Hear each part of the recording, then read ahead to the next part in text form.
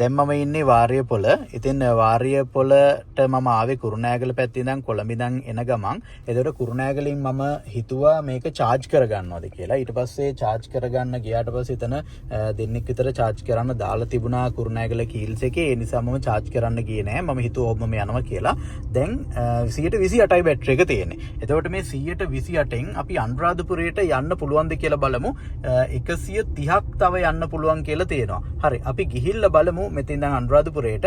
දැන් අපි ඉන්නේ වාරියපොළ නගරෙමේ ඉන්නේ. වාරියපොළේ ඉඳන් ගිහිල්ලා බලමු අපිට ඇත්තටම යන්න පුළුවන් වුණාද බැරි වුණාද. මේක රිස්ක් එකක් තමයි. හැබැයි අපි මේ රිස්ක් එක ගමු. අරගෙන බලමු අපිට මොනවද ඇත්තටම මේකේ කියන දේවල් හරිද. මම මේ යන්නේ ඩීපෝල් S05 එකේ. ඒකේ මේ කියන තරම් ඩිස්ටන්ස් එකක් කරනවාද කියන එක අපි හරියටම බලමු. මේ වාරියපොළ රවුන්ඩ් බෝඩ් එක ගාව මම ඉන්නේ. අපි ඔහොම මේ යමු. අපි විශ්වාස කරනවා ඩීපෝල් S05 එකේ අපිට මෙහෙම යන්න පුළුවන් වෙයි කියලා. මේ කියන දුරම යන්න පුළුවන් වෙයි කියලා. මේ ඩිස්ටන්ස් එක අපිට කීයක් තිබ්බ කියලාද කිව්වේ? අනුරාධපුරට මේ වාරියපොළ ඉඳන් 90 කිලෝමීටර්ස් තියෙනවා. කිලෝමීටර් 90ක් තියෙනවා කියලා තමයි මැප් එකේ පෙන්නන්නේ. අපිට මෙතන අපේ වෙහිකල් එකේ 129ක් තව යන්න පුළුවන් කියලා පෙන්නනවා. අපි ඔහොමම ගිහිල්ලා බලමු. මම මගින් මගට අප්ඩේට් කරන්නම් කොච්චරක් ගිහිල්ලා තිබ්බද කියලා. මෙහෙම කියන්න හේතුවක් තියෙනවා. මොකද අනුරාධපුර නගරයේ හම්බ වෙනකන් ආයේ charging point එකක් නැහැ. ඉස්සරහට charging point හදයි. නමුත් දැන් මේ වෙනකොට අපිට charging point එකක් අය හම්බෙන්නේ අනුරාධපුර නගරයෙන් විතරයි. ඉතින් ඒ නිසා මේක ගොඩාක් අයට වැදගත් වෙයි කියලා මම හිතනවා. මෙතන 128ක වගේ බැටරි එකකින් අපි අනුරාධපුරයට යන්න හදන්නේ වාරියපොළ ඉඳලා. ඉතින් මම කොළඹ ඉඳන් ඇවිල්ලා කුරුණෑගලින් charge කරන්නේ නැතුව රිස්ක් එකක් අරගෙන යන්නේ. අපි ගිහිල්ලා බලමු. ඉතින් ඔයාලට මේක වැදගත් වෙයි. දිගටම රැඳිලා ඉන්න. මම අප්ඩේට් කරන්නම් ඉස්සරහට යන ගමන්. දැන් අපි ළඟා වුණා මේ පාදෙනියට. ඉතින් වාරියපොළ ඉඳන් පාදෙනියට එනකොට ඔන්න 127කට අඩු වෙලා තියෙන්නේ. 126ක් යන්න පුළුවන් කියලා තියෙනවා. මෙන්න අනුරාධපුරයට මෙතනින් පෙන්නන 84ක් මේ බෝඩ් එකේ. ඉතින් 84ක් තව යන්න ඕනේ. 126ක් පෙන්නනවා. ඇත්තටම මේක හරියට අපිට යන්න මේ සලස්වයිද නැත්නම් මග නතර කරයිද? ඉතින් දෙගිඩියාවෙන් තමයි අපිත් යන්නේ. ගිහිල්ලා බලමු ඇත්තටම මේකෙන් අපිට යන්න පුළුවන්ද කියලා. එතකොට ඔයාලට අයිඩියා එකක් ගන්න පුළුවන් මේ ඩීෆෝල් S05 එක මේ පෙන්නන ගාන අපිට යන්න පුළුවන්ද? එහෙම නැත්නම් අපි මග නතර වෙන්න සිද්ධ වෙයිද? මෙන්න අපි හරවනවා පාදිනියෙන්. අපි ඊළඟ ආපහු තැනකින් අපි කතා කරමු කොච්චර ප්‍රමාණයක් බැටරි පර්සන්ටේජ් එක අඩු වෙලා තියෙනවද කියලා. ඒ වගේම මේ තව දෙයක් මතක් වුණා මේ කවුරු හරි අහලා තිබ්බා මේකේ ඇම්බියන් ලයිට් එක ඔන් කරලා රාත්‍රියට කොහොමද පේන්නේ කියලා පෙන්වන්න කියලා. ඉතින් මෙන්න මේ විදිහට තමයි පේන්නේ. මම පොඩ්ඩක් පුළුවන් තරම් ඈත් කරලා පෙන්වන්නම්. මම ඩ්‍රයිව් කරන ගමන් නිසා මෙන්න මේ විදිහට ඇම්බියන් ලයිට් ටික පේනවා. මේ ස්ට්‍රිප් ටික අපිට කලර්ස් චේන්ජ් කරන්න පුළුවන්. ඕන තරම් කලර්ස් තියෙනවා. අපිට මාරු කරගන්න පුළුවන් අපේ රික්වයර්මන්ට් එක අනුව. මම මේකේ බ්ලූ එක දාලා තියෙන්නේ. ඒ වගේම මම ඕනනම් ඇම්බියන් ලයිට් එක මාරු කරලා පෙන්වන්න. යන ගමන් අපිට පුළුවන් වෙනවා මෙහෙම මේකට කතා කරලා ඇම්බියන් ලයිට් එක මාරු කරගන්න. මම කතා කරන්නම්. Hi Deepol. Go ahead. Change the ambient light to pink. Got it. ඔන්න ඔය විදිහට මාරු වෙනවා. ඉතින් අපිට ඕන කලර් එකක් දාගන්න පුළුවන්. හරි. අපි ඔහොම ඉස්සරහට යමු. ඒ වගේම මේ තව දෙයක් කියන්න ඕනේ. ඇත්තටම මේකේ මම AC ඔන් කරගෙන යන්නේ. මේ තියෙන්නේ මම AC ඔන් කරලා තියෙන්නේ. එතකොට ඒ වගේම මම මේකේ දාගෙන යන්නේ ඉකෝ මෝඩ් එක. දැන් මෙතන පේනවා ඇති ඉකෝ මෝඩ් එක දාගෙන යන්නේ. කම්ෆර්ට් මෝඩ් එකේවත් ස්පෝර්ට් මෝඩ් එකේවත් නෙමෙයි යන්නේ. ඒකත් වැදගත් ඒ ඔයාලට යනකොට. ඉතින් ඉකෝ මෝඩ් එකේ දැම්මහම මේකේ ඉකොනොමි එක හොඳට වැඩ කරනවා. ඉතින් අපි බලමු මේකෙන් අපිට බේරෙන්න පුළුවන්ද කියලා. මේ විදිහට අපි ගිහිල්ලා බලමු. අනිත් එක මම තව දෙයක් කියන්න ඕනේ. මේකේ එනර්ජි කන්සම්ප්ෂන් එක අඩු කරන්න කියලා මම ඩ්‍රයිවිං පැටර්න් එක මම මාරු කරලා නැහැ. මම වෙනදා සාමාන්‍ය යන විදිහටම ඇක්සලරේටර් කරනවා. ඒව ටික හරියට අර සාමාන්‍ය විදිහටම තමයි යන්නේ. මේ ස්පෙෂලි මේකේ එනර්ජි එක සේව් කරන්න ඕනේ කියලා කිසිම දෙයක් කරලා නැහැ. ඇම්බියන් ලයිට්ස් ටික තියෙනවා. ඒ වගේම හෙඩ් ලයිට් මේ ටිකක් දාලා තියෙන්නේ. ඒ ටික ඔක්කොම වැඩ කරන ගමන් තමයි යන්නේ. අපි ගිහිල්ලා බලමු.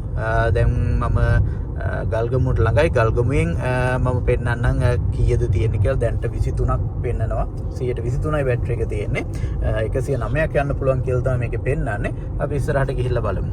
වගේ මේ තව දෙයක් කියන්න ඕනේ ඇත්තටම මේකේ මම AC ඔන් කරගෙන යන්නේ මේ තියෙන්නේ මම AC ඔන් කරලා තියෙන්නේ එතකොට ඒ වගේම මම මේකේ දාගෙන යන්නේ ඉකෝ මෝඩ් එක දැන් මෙතන පේනවා ඇති ඉකෝ මෝඩ් එක දාගෙන යන්නේ කම්ෆර්ට් මෝඩ් එකේවත් ස්පෝර්ට් මෝඩ් එකේවත් නෙමෙයි යන්නේ ඒකත් වැදගත් ඒ වලට යනකොට ඉතින් ඉකෝ මෝඩ් එකේ දැම්මහම මේකේ ඉකොනොමි එක හොඳට වැඩ කරනවා ඉතින් අපි බලමු මේකෙන් අපිට බේරෙන්න පුළුවන්ද කියලා මේ විදිහට අපි ගිහිල්ලා බලමු අනිත් එක මම තව දෙයක් කියන්න ඕනේ මේකේ එනර්ජි කන්සම්ප්ෂන් එක අඩු කරන්න කියලා මම ඩ්‍රයිවිං පැටර්න් එක මම මාරු කරලා නැහැ මම වෙනදා සාමාන්‍ය යන විදිහටම ඇක්සලරේටර් කරනවා ඒව ටික හරියට අර සාමාන්‍ය විදිහටම තමයි යන්නේ මේ ස්පෙෂලි මේකේ එනර්ජි එක සේව් කරන්න ඕනේ කියලා කිසිම දෙයක් කරලා නැහැ ඇම්බියන්ට් ලයිට්ස් ටික තියෙනවා ඒ වගේම හෙඩ් ලයිට් මේ ටිකක් දාලා තියෙන්නේ ඒ ටික ඔක්කොම වැඩ කරන ගමන් තමයි යන්නේ අපි ගිහිල්ලා බලමු දැන් මම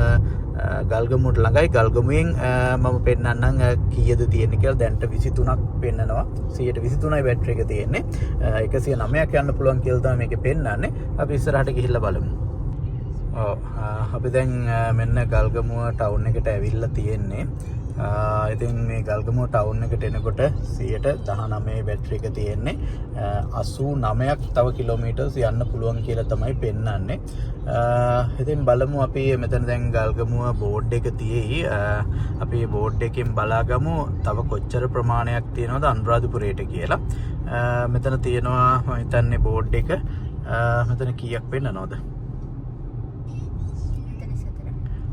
තව කිලෝමීටර් 44ක් අනුරාධපුරයට 44ක් තියෙනවා කියලා පෙන්නන්නේ අපිට මේකේ පෙන්නනවා 89ක් කියලා බලමු අපි ඔහොමම ගිහිල්ලා ඔහොමම යන් අපි දැන් මෙතන ඉන්නේ ගල්ගමුව ටවුන් එකේ දැන් මම ඉන්නේ තඹුත්තේගම වලට දැන් පේනවා ඇති 16යි තියෙන්නේ කිලෝමීටර් 72ක් ඒත් යන්න පුළුවන් කියලා තමයි පෙන්නන්නේ. ඉතින් තඹුත්තේගම ඉඳන් අනුරාධපුරට යන්න තියෙන්නේ දැන්. අපි බලමු ගිහිල්ලා.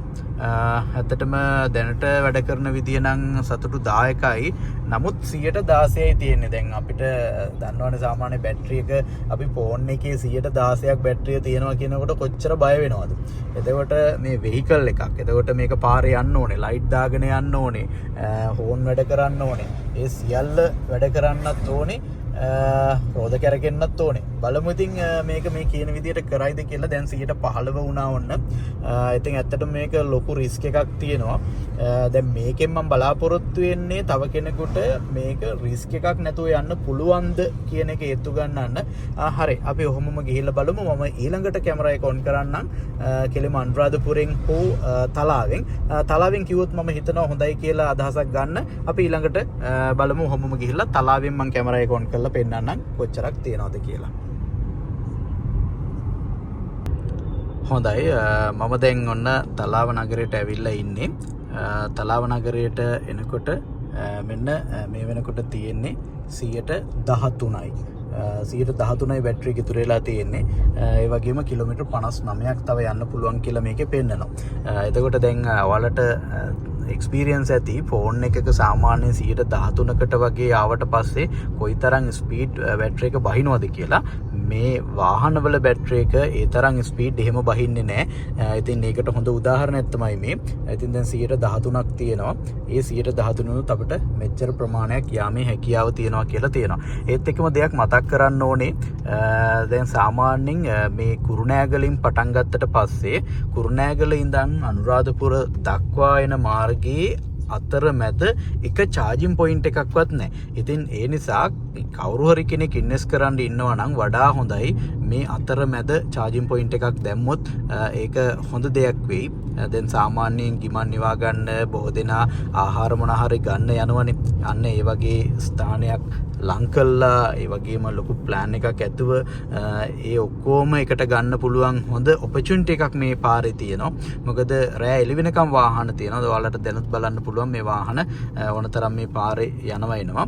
ඉතින් ඒ නිසා අනිවාර්යයෙන්ම මේක වැදගත් වෙයි. ඔයාලා දන්නවා අනුරාධපුරේ වඳින්න යනකොට එහෙම හැම වාහනයක්ම වගේ මේ පාරෙන් යන්නේ. ඉතින් එතකොට ඒක හොඳ ඔපචුනිටි එකක් මොකක් හරි බිස්නස් එකක් කරන්න ඉන්න කෙනෙකුට.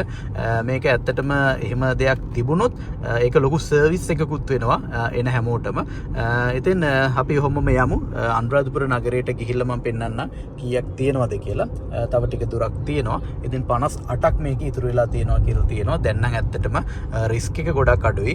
අපිට මේක යන්න පුළුවන්. ඉතින් මෙතන තලාව පහුණාට පස්සේ අලි එහෙම ඉන්න කොටසකුත් තියෙනවා. ඉතින් ඒ කොටස අපි හොඳ අවධානයෙන් යන්න ඕනේ. අපි ඔහොමම ගිහිල්ලා අනුරාධපුරෙන් ආයෙ කතා කරමු. ඒ වගේම මේ තව දෙයක් කියන්න ඕනේ. මේකේ 111ට ආවට පස්සේ පෙන්වන්න ගත්තා insufficient battery power කියලා notice එකක්. ඉතින් ඒ notification එක ඔන්න දැන් මෙතන තියෙනවා. බලා ගන්න පුළුවන්. ඒක නැති වෙලා යනවා ඉක්මනටම. බැටරි පවර් එක මදි කියලා අපිට warnings දෙනවා. මේ තියෙනවා බලා ගන්න පුළුවන්. මෙන්න මේ notification එක එනවා. බැටරි පවර් එක 11ට ලං වුණාට පස්සේ. ඉතින් ඒක අපිට මෙන්න මේ dashboard එකෙත් ඔයාලට බලා ගන්න පුළුවන්. මේ මෙතන ඇත්තටම අපේ dashboard එක නෙමෙයි මේක head up display එක. මේ head up display එකෙත් අපිට insufficient battery power කියලා පෙන්වන්න පටන් ගන්නවා. ඉතින් ඒක ඇත්තටම අපි බය වෙන්න ඕනේ නැහැ. තව අපිට යන්න පුළුවන් කිලෝමීටර් ගාණක් 52ක් කියලා පෙන්නලා තියෙනවා. බැටරි පවර් එක 111ක් කියලා තියෙනවා. ඉතින් මේකත් එක්ක අපි අනුරාධපුරයට ඔහොමම යමු. තව කිලෝමීටර් කීපයක් තියෙනවා. අපි ඒ ටිකත් ගිහිල්ලා අනුරාධපුරයටම ගියාට පස්සේ මේකට මොකද වෙලා තියෙන්නේ කියලා බලමු. ඇත්තටම දැන් නම් රිස්ක් එක ගොඩක් අඩුයි කියලා කියන්න පුළුවන්. මොකද මේකේ තව කිලෝමීටර් 52ක් පෙන්නන නිසා. මේ warning එක දිගටම දැන් මේකේ අපිට notify කරලා තියෙනවා. අපි බලමු එතනට ගියාට පස්සේ මොන වගේ තත්ත්වයක් තියෙයිද කියලා. කොහොමද යමු. අපිට තව කිලෝමීටර් කීපයක් යන්න තියෙනවා අනුරාධපුරයට. එතනට ගිහිල්ලා මම ආපහු පෙන්නන්නම්. දැන් අපි මේ ඉන්නේ අනුරාධපුර නගරේ. මම බෝඩ් එකත් පෙන්නන්නම්. අනුරාධපුර නගරයට ඇවිල්ලා ඉන්නේ. එතකොට අනුරාධපුර නගරයට මෙන්න කිලෝමීටර් 3ක් තියෙනවා කියලා තමයි දාලා තියෙන්නේ. ඉස්සරහට නෑ මෙතන අනුරාධපුර නව නගරයට කිලෝමීටර් 1ක් තියෙනවා කියලා දාලා තියෙන්නේ. එතකොට මේ තියෙන්නේ ඔන්න දැන් percentage එක 10%යි. අපි වාරිය පොලෙන් පටන් ගන්නකොට තිබ්බේ මේකේ 28ක් කියලා. එතකොට 18ක percentage එකක් ඉවර වෙනකොට අපිට අනුරාධපුරයට එන්න පුළුවන් වුණා. තව 10%ක් තියෙනවා. ඒ වගේම මෙතන කිලෝමීටර් තව 46ක් යන්න පුළුවන් කියලා තියෙනවා. ඉතින් අපිට ඕනනම් මේ හොටෙල් එකකට එහෙම යනවා නම් ඒකටත් යන්න පුළුවන්. නමුත් මම මෙතන දැන් ඔන්න අනුරාධපුර නව නගරයේම තියෙනවා කීල්ස් එකක්.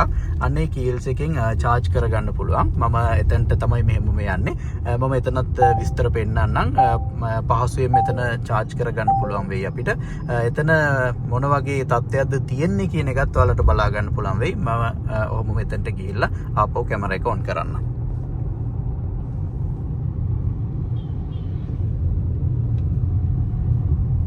දැන් මේ තියෙන්නේ නවනගරේ බස් ස්ටෑන්ඩ් එක. මේ බස් ස්ටෑන්ඩ් එක හදන ගමන් තියෙන්නේ. මම මේක පෙන්වන්න හේතුව මේ බස් ස්ටෑන්ඩ් එක පහු කරලා පොඩි දුරක් යනකොට මේ කීල්ස් එක තියෙනවා. එතකොට අපිට charging point එතන තියෙනවා. ඒකයි මම මේක පෙන්නුවේ. මේ තියෙන්නේ නවනගරේ හරිය.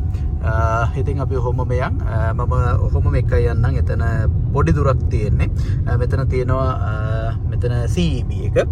CEB එකට එහා පැත්තේ තමයි ඒක තියෙන්නේ. තව චුට්ටක් අපි ඉස්සරහට ඔහොමම යන්. මෙතන රොසෙල් එකක් තියෙනවා. ඒ රොසෙල් එකෙන් පස්සේ තව චුට්ටක් අපිට ඉස්සරහට මෙහෙම යන්න පුළුවන්. එහෙම ඉස්සරහට යනකොට අපිට පාරේ පැත්තෙන් ඉඳන් එනකොට වම් අත පැත්තේ තමයි කීල්ස් එක තියෙන්නේ. අපි බලමු එතනට මම හරවනකොටම පෙන්නන්නම්. මෙන්න පොඩි දුරක් තියෙන්නේ නවනගරේ ඉඳලා. මෙන්න මෙතන ඔන්න කීල්ස් බෝඩ් එක තියෙනවා. අපි බලමු එතනින් charge කරගෙන. මෙන්න මෙහෙම අපි මේ පැත්තට ඔන්වම හරවලා බලමු. දැන් වෙලාව නම් ඇවිල්ලා 9:19යි. 9:19 වෙනකොටත් මෙතන මෙන්න ඔයාලට බලා ගන්න පුළුවන් charging point දෙකක් තියෙනවා මෙතන.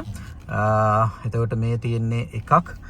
මේ වෙනකොටත් BYD රථයක් මම හිතන්නේ charging එකට දාලා තියෙන්නේ. ඔව් BYD එකක් දාලා තියෙනවා. මෙතන charging point දෙකක් තියෙනවා. ඒ නිසා බය වෙන්න දෙයක් නැහැ. අපිට ඇවිල්ලා charge කරගන්න පුළුවන්. ඉතින් මෙන්න මේකෙන් මම charge කරන්න හදන්නේ. අපි charge කරගෙන බලමු. මෙන්න මේ විදිහට තමයි මෙතන තියෙන්නේ. එතකොට අපි බලමු. මෙන්න මේ වගේ charger එකක් මෙතන තියෙනවා.